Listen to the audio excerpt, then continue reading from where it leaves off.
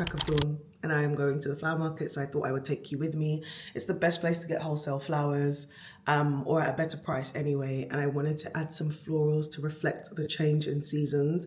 I love greenery, I love florals for this time of year, and just matching that to the change of colour of the trees, while still having some summer hues here and there. But I thought I would take you with me. Normally I leave my house about 5:30, but today I had a lie-in. So 6:15, so let's head to the flower market.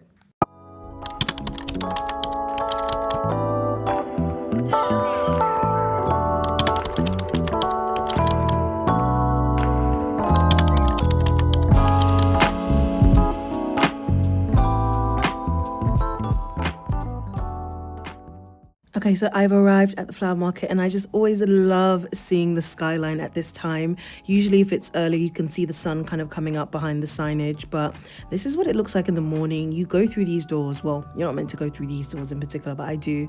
And you come in and there's just flowers everywhere. I believe every country has a version of this, like a wholesale floral market. I've been in New York. Granted, that is more of a street and then stores like when you go further down the street, but this is kind of like an industrial unit, and you go in and there's different stalls. Even when I was in Thailand, in Chiang Mai, someone showed me like the flower market, and the thing that I think is true across the board is that they open very, very early. So this one in London opens at about 3 a.m. And I guess that's because people that are selling florals or using them for displays would come in and purchase before, official working hours. But yeah, you can come in from about 3 a.m. and they're there. Most people are there till about 8 a.m. Some people stay till about 9. By 10, I don't know if you're going to find anything, but the best way around things for me usually is to order in advance. And you get things for about a third of the price. So I think it also depends on the stall and then the type of flowers and sometimes the stem length. So the length of the stem affects the price. So with hydrangeas, I wouldn't want to give you a price because if you get stems that are longer than the ones I've gotten, then, it might be more expensive. Those green ones that I was just pointing at with the GIF, those are some of my favorite hydrangeas in terms of the shade, but also they are this color that is green. I can't even keep up with what's on the screen. Oh my gosh, everything is stunning. These are, I think, called Annabelles. I might be wrong, but with the names of most things, I ask Mo at this stall I usually go to, and honestly, I adore them. Everyone here is so lovely at the flower market. Like, usually people are lovely, friendly, super helpful, and the fact that it's so early and they're awake and they have energy to talk to you and be kind, honestly, 10 out of 10. I've been going for like a decade. When I used to make wedding cakes, I used to use it if I would help out for people's events, anything like that, because it's just good bang for your buck. But what trips me up is usually when I go in, I get kind of stuck trying to figure out like exactly what I want. I have a rough idea, and I'm a feeler. Like, I kind of like want to feel things intuitively. So I have a rough idea of something I want to create. Like this weekend, I knew I wanted to make something moody and autumnal.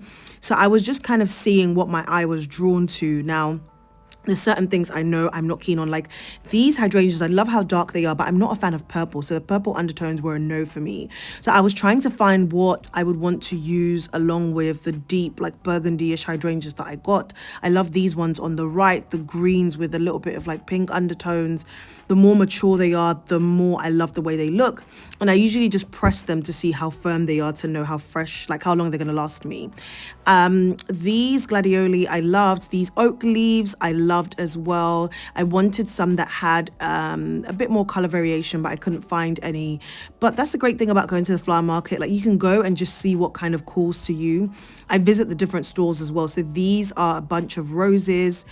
And this is what I ended up getting, and I'll talk you through it in a second, but I absolutely love being at the flower market. Okay, we are back from the flower market, and this is what the joint is looking like. This is kind of what my space is looking like this autumn. These are orders to ship out of Boo-Boos. But this is just kind of what it looks like. It doesn't feel very autumn-like. I think there's a couple of things I want to tweak and change around, but I do want to go back to having some sort of focal centerpiece here with these flowers, which I'm going to put together. And I'm thinking about switching out that painting for the winter period. I know, a bit dramatic. I love how moody this feels. This feels moody for winter, but then it's weird in the summer. It still feels bright and airy, but this is going to stay the same. I love this. I might put like a little floral arrangement just there. which is like a radiator cover. But yeah, I'll probably pop something there, which you'll see. I need to get rid of these old flowers. I might keep the alliums, even though they have a weird smell, because alliums just generally have a weird smell. But yeah, I'm gonna switch a couple of things out. I'm gonna get rid of some stuff here, sell some stuff, and just get ready for Christmas. This was from my event that I need to get rid of, but this is what we're working with.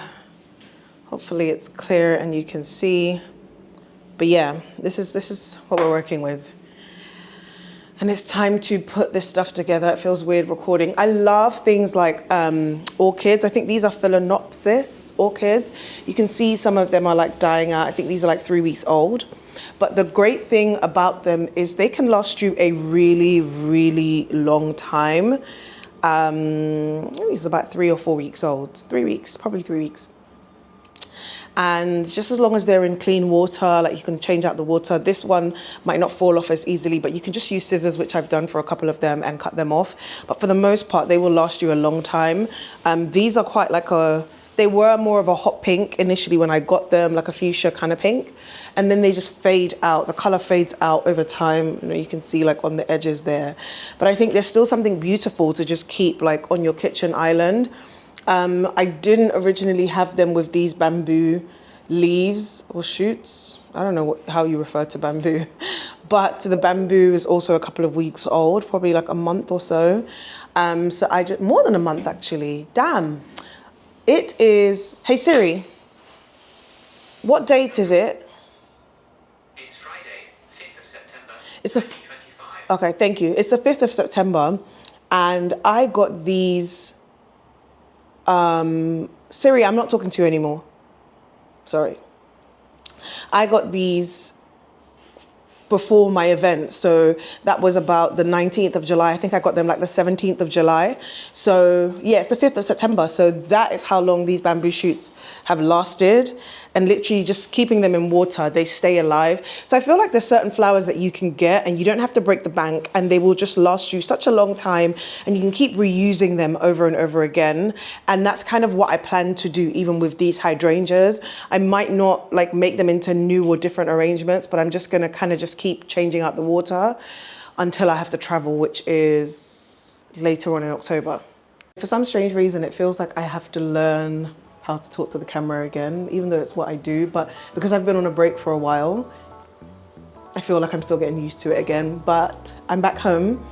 I got home probably about 10. Usually I spend like 30, I think I spend 30 minutes in Flower Market, but realistically, by the time I'm looking around, especially when I don't have like a set picture of exactly what I want to get, the only thing I knew I wanted was those dark red, like deep burgundy hydrangeas, because I love the way they dry out into autumn.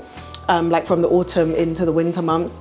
I have some in my room that I've had probably for like 2 years, which is like way too long. But they just they dry, and at some point they just stop, and then they kind of freeze in time, and they're beautiful.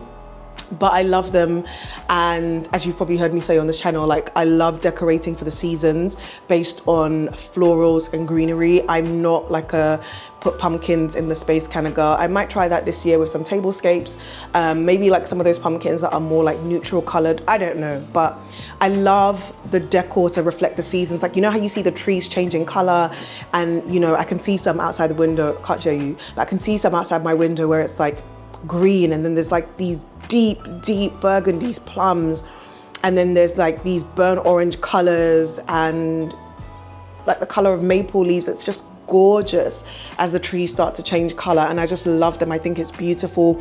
Even in the winter when there's like naked trees, the branches, like adding some branches into my home. I love things like that, and I feel like you can decorate for the seasons by just doing simple things. And I think sometimes when people think of flowers, it's like, oh, it's really expensive and they're gonna die quickly. With the ones that I'm gonna show you today, I like to get florals that can last me for at least a month.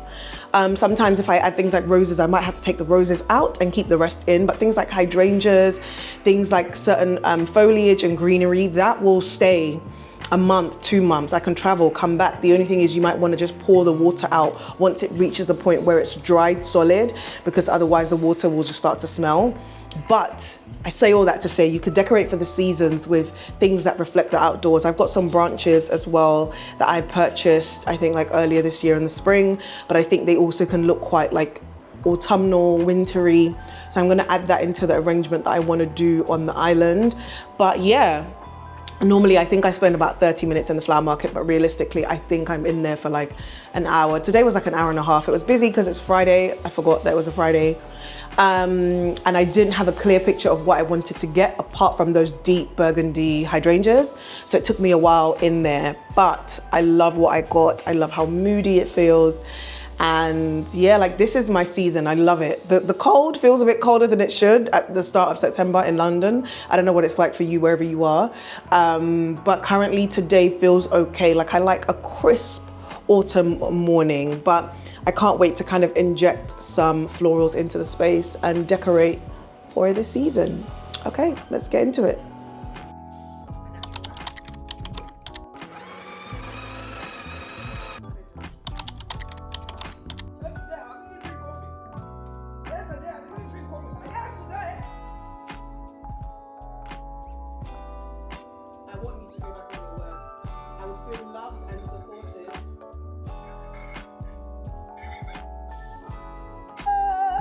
Hallelujah. I just love him today.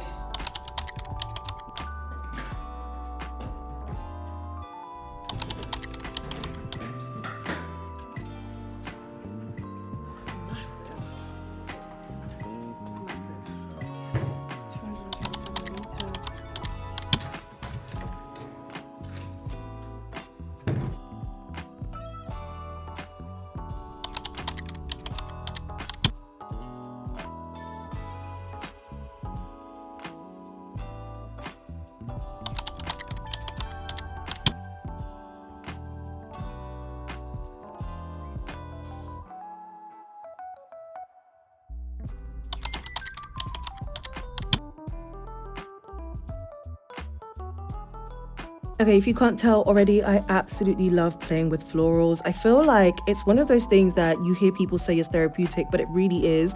But also having things that are kind of alive in your space, and I guess that would be more plants. Flowers, I guess you've cut, but to me they still feel like living things. I know that's a weird way to describe it, but having something that injects some sort of life into your space, I think it's just always a win.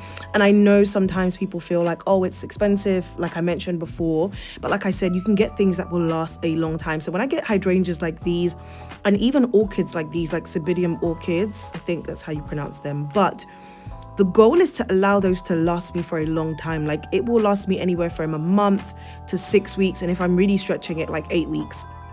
And even things like these branches or sticks, those I got months ago and I just keep reusing it every single time. I let them dry out between use and that's it. And honestly, you don't have to spend a fortune when it comes to florals in your space. Like I always say, you can stick to just foliage like greenery and that will last you too. And the main thing is to treat them well so that you get your bang for your buck. Like you just saw me taking the leaves off the stems because you don't want leaves where the water will be in your vessel or your vase. And it just helps to make sure they last a lot longer. This time I didn't want to use floral foam, so I tried chicken wire, which I don't know how I feel about it. It was difficult. But that's because these branches are quite large that I was trying to get stuck in the first place. And whilst I was making this arrangement, like I kind of just had to flow with it because I've mentioned before, I've not had any formal training. I would love to go for some lessons or kind of like a mini internship at a florist. I'm really open to that because I just want to learn how to improve what I'm doing. Everything has kind of been like me winging it being self-taught, watching videos. But there's some things I think I would just love to learn in person. I love just feeling, going about this intuitively, like even when it comes to colors. Someone like a florist in the flower market really complimented the foliage that I chose with I can't remember what else. Yeah, some other green foliage. They were like, oh, the dark color and the bright color work really well together. And I was like, oh, thank you. But most of it is just kind of feeling it out and seeing. I love how this came together in the end. I was kind of nervous at first, and the thing is, it won't look like this for a long time. It will dry out. Honestly, at the point of me recording this voiceover, it's dried out quite a lot, so it doesn't look as vibrant, but I don't mind that because to me it's reflective of what's going on outdoors with the trees. So yeah, this is me taking a salad break. I was craving this salad that I've had from the salad project. The thing with kale, so many people feel like they don't like kale or kale in salads. You need to massage that kale with olive oil, and you need to make sure you take the stems off. Take the stems off and shred it finely with a knife, and then massage it with olive oil or some citrus or both.